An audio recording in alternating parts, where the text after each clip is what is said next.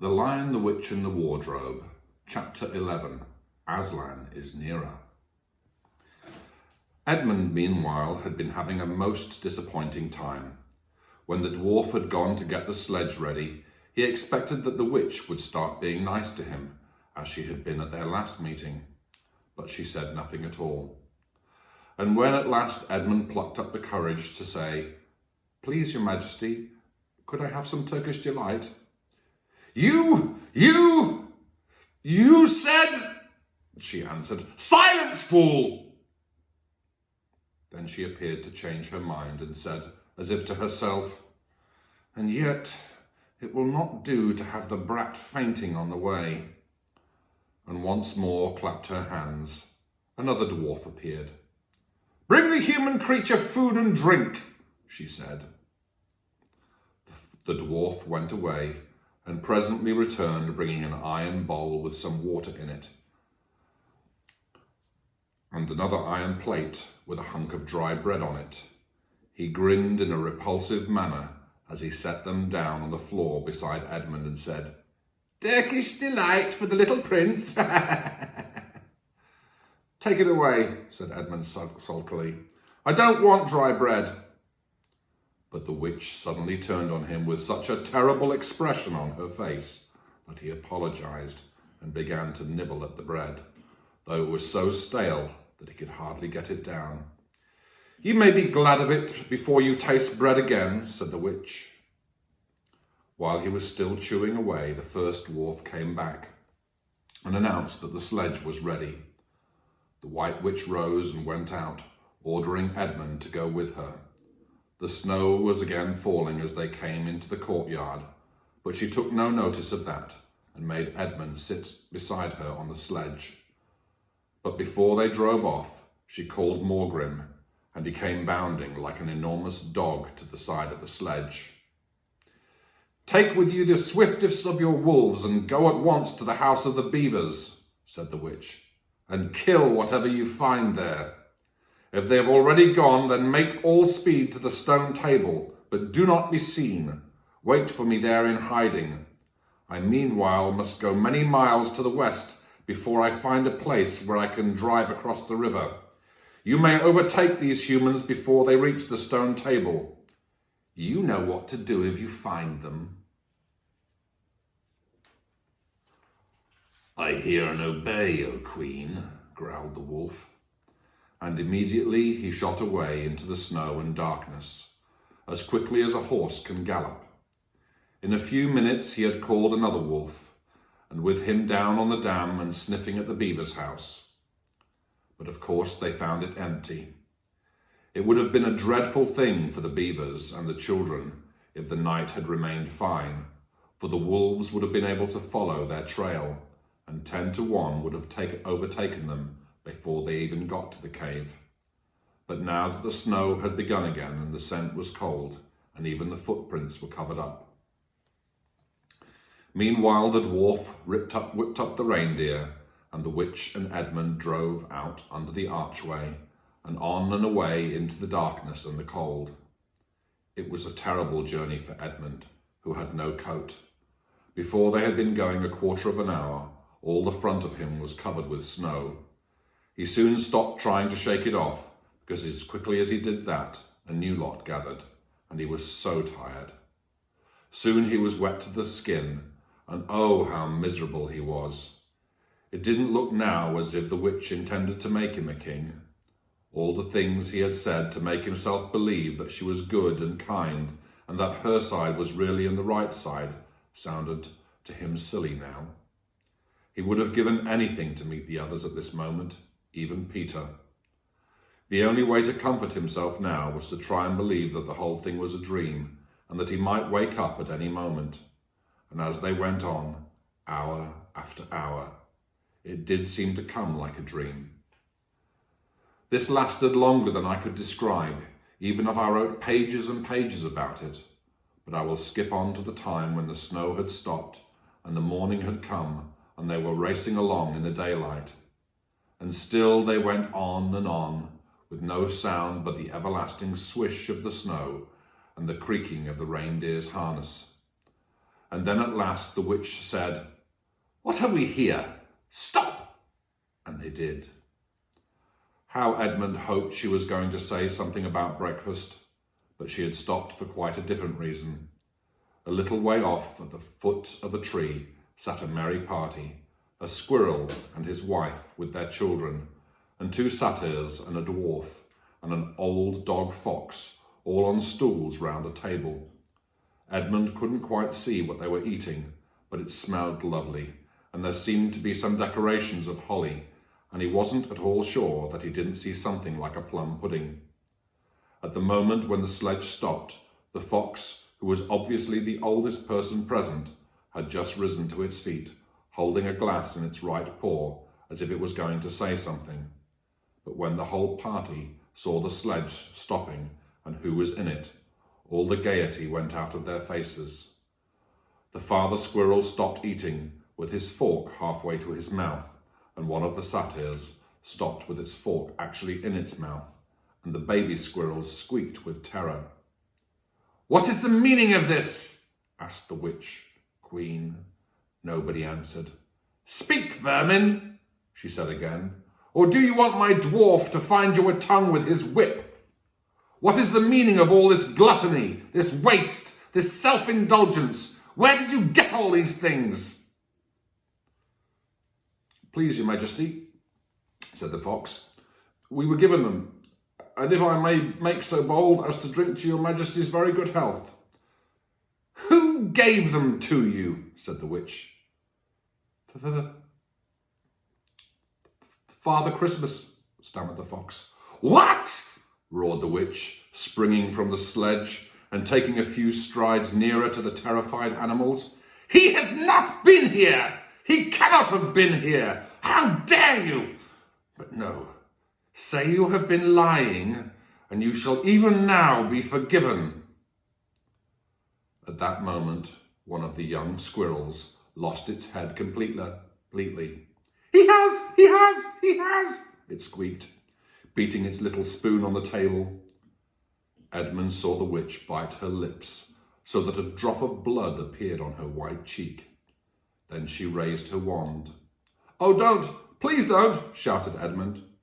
But even while he was shouting, she had waved her wand, and instantly, where the merry party had been, there were only statues of creatures, one with its stone fork fixed halfway to its stone mouth forever. Seated around a stone table on which there were stone plates and a stone plum pudding. "As for you," said the witch, giving Edmund a stunning blow on the face as she remounted the sledge, "let that teach you to ask favours for spies and traitors. Drive on!" And Edmund, for the first time in this story, felt sorry for someone besides himself. It seemed so pitiful to think of those little stone figures sitting there all the silent days and all the dark nights, year after year, till the moss grew on them, and even at last their faces crumbled away. Now they were racing steadily on again, and soon Edmund noticed that the snow, which splashed against them as they rushed through it, was much wetter than it had been all last night. At the same time, he noticed that he was feeling much less cold. It was also becoming foggy.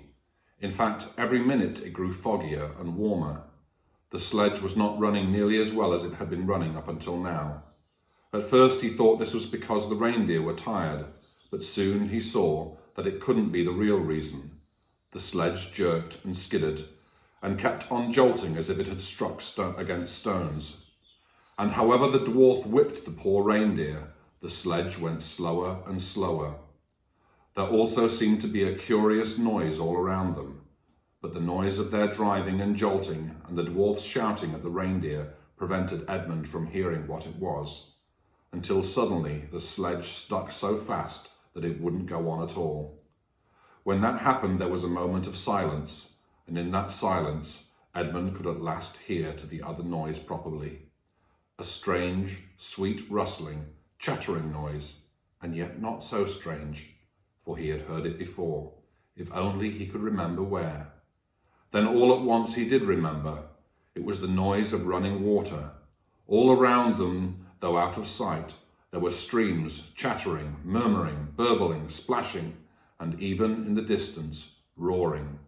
And his heart gave a great leap, though he hardly knew why, when he realized that the frost was over.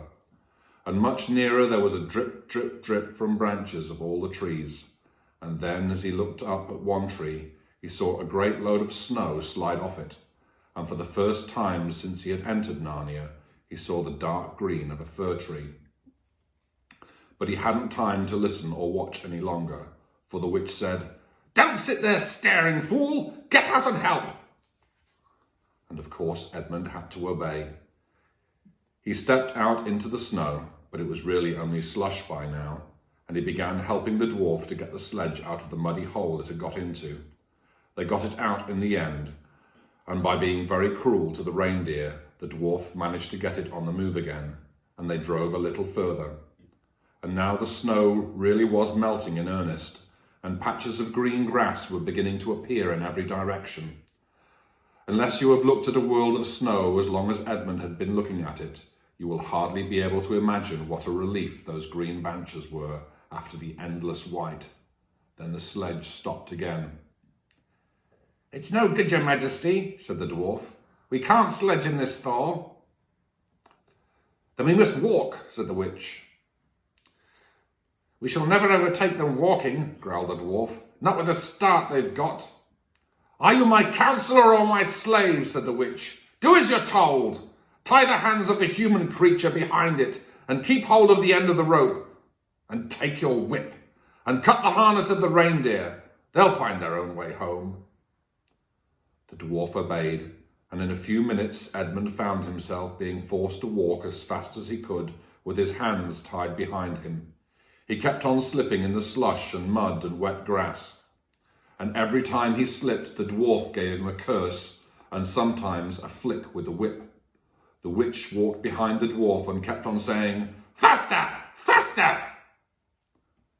Every moment the patches of green grew bigger and the patches of snow grew smaller. Every moment more and more of the trees shook off their robes of snow. Soon, wherever you looked, instead of white shapes, you saw the dark green of fir or the black prickly branches of bare oaks and beeches and elms. Then the mist turned from white to gold and presently cleared away altogether. Shafts of delicious sunlight struck down onto the forest floor, and overhead you could see blue sky between the treetops. Soon there were more wonderful things happening. Coming suddenly round a corner into a glade of silver birch trees, Edmund saw the ground covered in all directions with little yellow flowers, celandines. The noise of the water grew louder. Presently they actually crossed a stream. Beyond it they found snowdrops growing. "Mind your own business," said the dwarf, when he saw that Edmund had turned his head to look at them, and he gave the rope a vicious jerk. But of course this didn't prevent Edmund from seeing. Only 5 minutes later he noticed a dozen crocuses growing round the foot of an old oak tree, gold and purple and white. Then came a sound even more delicious than the sound of water. Close beside the path they were following a bird suddenly. A bird suddenly chirped from a branch of a tree.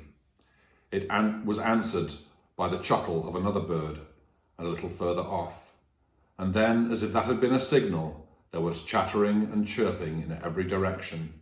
Then a moment of full song, and within 5 minutes the whole wood was ringing with birds' music, and wherever Edmund's eye turned, he saw birds alighting on branches, or sailing overhead, or chasing one another, or having their little quarrels, or tidying up their feathers with their beaks. "Faster! Faster!" said the witch. There was no trace of the fog now. The sky became bluer and bluer, and now there were white clouds hurrying across it from time to time. In the wide glades there were primroses. A light breeze sprung up, which scattered drops of moisture from the swaying branches and carried cool, delicious scents against the faces of the travellers. The trees began to come fully alive. The larches and birches were covered with green, the laburnums with gold, Soon the beech trees had put forth their delicate, transparent leaves. As the travellers walked under them, the light also became green. A bee buzzed across their path. "This is no thaw," said the dwarf suddenly. "This is spring. What are we to do? Your winter is being destroyed, I tell you. This is Aslan's doing." "If either of you mention that name again," said the witch, "he shall be instantly killed." End of chapter 11.